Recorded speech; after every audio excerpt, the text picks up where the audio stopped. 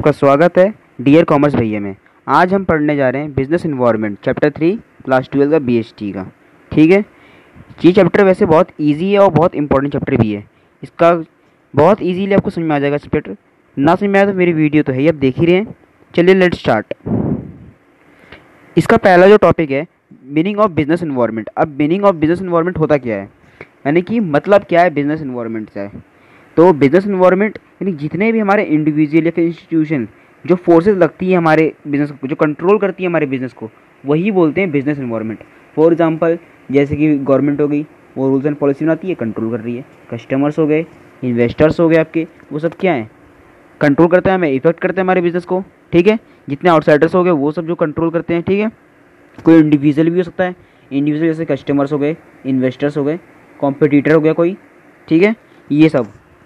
अब हम इसके बारे में थोड़े पढ़ेंगे कुछ इंपॉर्टेंट चीज़ें, जैसे कि फॉर एग्जांपल आप फीचर्स के बारे में पढ़ने जा रहे हैं।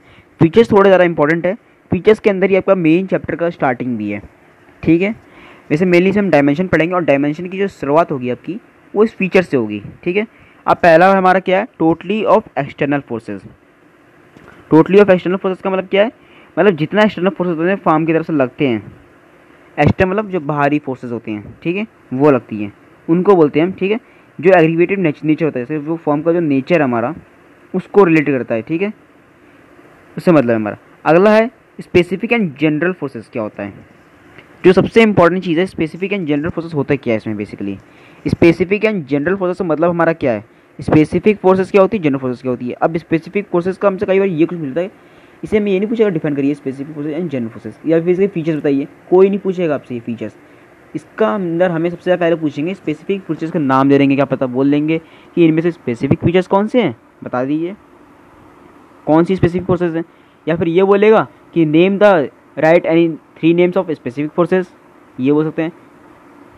स्पेसिफिक फोर्सेस से नाम पूछ सकते हैं आपसे, या फिर एमसीक्यू में इसका आंसर आ सकता है। जैसे आपका इस बार का जो पैटर्न है एमसीक्यू का ही है, तो उसमें भी आ सकता है, फिल द ब्लैंक से भी आ सकता है ये ऑप्शन। ठीक है, अब हम स्पेसिफिक फोर्सेस होती कौन कौन सी हैं ये जानना पड़ेगा, जो स्पेसिफिक लिखा है, जैसे कि कोई स्पेसिफिक काम हो, जैसे कि आपका इन्वेस्टर्स हो गए, कॉम्पिटिटर्स हो गए, कस्टमर्स हो गए, और क्या क्या हो सकते हैं आपके, और कौन कौन यहाँ पे इफेक्ट पड़ता है, सप्लायर्स हो गए, वो हो गए। ठीक है, तो ये 4-5 नाम याद रखिएगा, इन्वेस्टर्स, कस्टमर्स, कॉम्पिटिटर्स, सप्लायर्स। ठीक है, ये जो हमें होते हैं ये होते हैं हमारी स्पेसिफिक फोर्सेस। अब हमने इसमें दूसरा देखा जनरल फोर्सेस। जनरल फोर्सेस कौन कौन सी होती हैं ये भी जानना जरूरी है। जनरल फोर्सेस हमारी 5 तरह की होती हैं, जिन्हें हम आगे डायमेंशन भी देखेंगे, तो लिख लीजिए। जनरल फोर्सेस को हम डायमेंशंस भी बोलते हैं, डायमेंशंस ऑफ बिजनेस इन्वायरमेंट।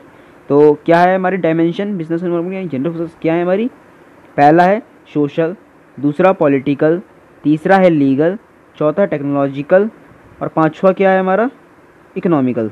ठीक है, 5 चीज़ें हमारी होती हैं। अब ये आपको गिवन आगे पढ़ेंगे इनके बारे में क्या सी होती हैं क्या होती है। फिलहाल हमें इतना जानना है कि जनरल फोर्सेस कौन सी होती है इस फीचर में। ठीक है, आगे हम इस बारे में पूरा पढ़ेंगे, डायमेंशन हमारा पूरा टॉपिक है इस बारे में और इन्हीं को लेके है, और यही चैप्टर का सबसे इंपॉर्टेंट टॉपिक भी है।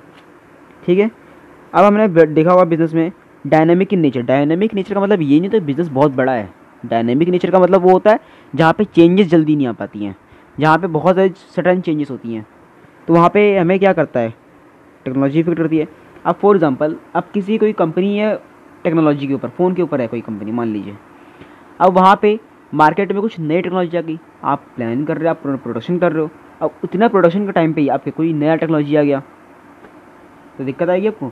आपने फॉर एग्जांपल अभी देखा हुआ फिल्म आई थी RR, पुष्पा, ये 3-4 फिल्में एक साथ आ गई थी जो सुपर हिट निकली थी।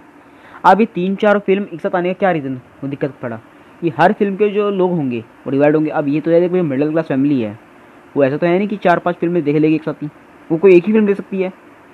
KGF भी आपकी उसी वक्त आई थी, तो अब वो एक फिल्म देखेगी, तो सीधी सीधी बात है जो लोग होंगे, जो व्यूअर्स होंगे वो बट गए, वो डिस्ट्रीब्यूट हो गए, तो कहीं ना कहीं एक दूसरे के इनकम पे इफेक्ट पड़े। पर वही अगर इकलौती फिल्म जैसे बाहुबली आपकी आई थी एक बार, बाहुबली की बिगिनिंग के टाइम पे और बाहुबली कंक्लूजन के टाइम पे, दोनों के टाइम पे आसपास कोई फिल्म नहीं थी अच्छी, एक भी बेटर फिल्म नहीं निकली थी और ना ही कोई फिल्म आ रही थी। तो क्या हो गया अच्छी फिल्म, सिंपल सी बात है, सारे व्यूअर्स उसकी तरफ होंगे, अट्रैक्ट होंगे, व्यूअर्स अट्रैक्ट होंगे, फिल्म अच्छी तो हिट गई सीधी सर। पर अगर आपकी फिल्म अच्छी है पर व्यूअर्स भी तो डिस्ट्रैक्ट हो रहे ना, क्यों? क्योंकि टेक्नोलॉजी बदल रही है, कुछ कंडीशनल इकोनॉमी बदल रही है। अब कंडीशन क्या बदली आपकी कि आपसे बेटर फिल्म या फिर आपकी जितनी फिल्म भी तो आ रही है मार्केट में, तो वही है। ये सिर्फ एग्जांपल था मैंने जो दिया था, कहीं लिख के बताइएगा फिल्म का एग्जांपल, ठीक है। अगला क्या है? अनसर्टेनिटी। अनसर्टेनिटी का मतलब क्या होता है? अनसर्टेनिटी का हमारा मतलब क्या होता है कि कुछ चीज़ें अचानक हो जाती हैं, ठीक है। अब मान लो बारिश आ गई तो हम क्या बोलेंगे? अनसर्टेनिटी, बारिश आ गई यार, हमें मालूम नहीं था, अंदाज़ा नहीं था। तो ये चीज़ होती है अनसर्टेनिटी, जो अचानक से हो जाए कभी, जो अचानक में जो होता है प्रिडिक्टेड नहीं होता फ्यूचर क्या हो सकता है हमारा। जैसे कोई लॉसेज हो जाए, ठीक है, तो दिक्कत आ सकती है। फॉर एग्जाम्पल कोई स्ट्राइक लग जाए।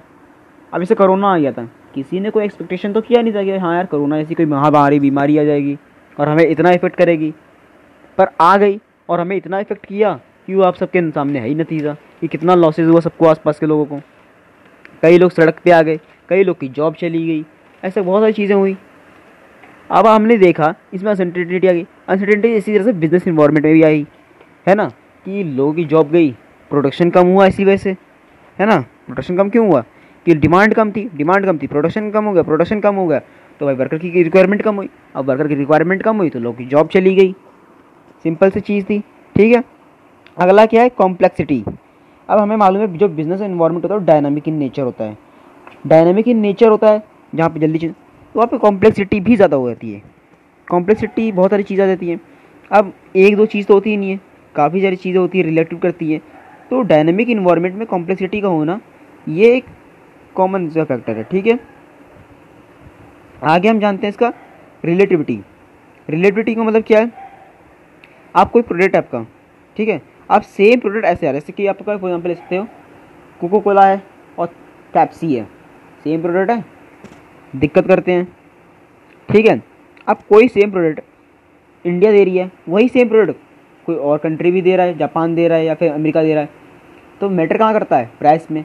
अब देखा होगा आपने कि पूरी दुनिया भर जो सैटेलाइट्स होती है वो इंडिया में करवाती हैं। क्यों करवाती हैं? क्योंकि हम पे सस्ता पड़ता है। करती तो वो भी प्रोडक्शन है पर जो रिलेटिव हम कराते हैं। तो रिलेटिविटी चीज़ें जो महंगी पड़ जाती हैं, इसीलिए आपका जो बिज़नेस होता है कहीं ना कहीं थप भी पड़ने लगता है कि आपसे अच्छा आपका अल्टरनेटिव अवेलेबल है। अगर आपका अल्टरनेटिव होगा ही नहीं तो क्या अच्छा नहीं हो सकता? सिंपल है। अगर आपसे कोई मान लो कॉफ़ी या टी है, कई लोग कोई कॉफ़ी पी लेता है, कोई लोग टी पी लेते हैं, सिंपल सी बात है। आपका अल्टरनेटिव खड़ा है। अगर कोई कॉफ़ी ऐसी चीज़ ही नहीं होती तो क्या चाय का कोई कंपटीशन हो पाता? नहीं हो पाता, कोई कॉम्पिटिटर ही नहीं होता, ख़त्म चीज़ें। पर अगर टी नहीं होती तो कॉफ़ी कोई कॉम्पिटिटर होता? नहीं होता। लोग सब कॉफ़ी प्रीफर करते, लोग कॉफ़ी पीते। तो वही चीज़ है, टेस्ट की बात होती है। अगला क्या हमारा आ जाता है, हमने पढ़ लिया इस बारे में सारी चीज़ें। अब हमें क्या करता है, एक जो होता है बिजनेस इन्वायरमेंट, अब इसकी इंपॉर्टेंस जान लेते हैं। इंपॉर्टेंस बेसिकली ज़्यादा कुछ हार्ड नहीं है, तो ये आप लोग खुद पढ़ लेंगे तो आपको समझ में आ जाएगी अच्छी से। हम इस चैप्टर के जो मेन टॉपिक्स हैं उनको कवर करेंगे बेसिकली, ठीक है। तो ये इंपॉर्टेंस जो है ये आप खुद पढ़ लीजिएगा, रीड कर लीजिएगा। अगर नहीं समझ में आती है तो आप मुझे मैसेज कर सकते हैं या फिर डिस्क्रिप्शन में मेरा नंबर है, मेरे को व्हाट्सअप कर सकते हैं। कोई भी डाउट हो, क्यूरी हो तो आप मुझे व्हाट्सअप कर दीजिए, मैसेज कर दीजिए, मैं ज़रूर रिप्लाई करूँगा। अगर इंपॉर्टेंस नहीं समझ में आई है तो आप मुझे मैसेज कर दीजिएगा या फिर मैं कमेंट में मैसेज कर दीजिएगा, मैं ज़रूर उस पर एक वीडियो बना दूंगा अलग से, ठीक है आपके लिए। Thank you and welcome. तो like, subscribe and share and comment करना ना भूलें। डियर कॉमर्स भैया बने रहिए। Thank you.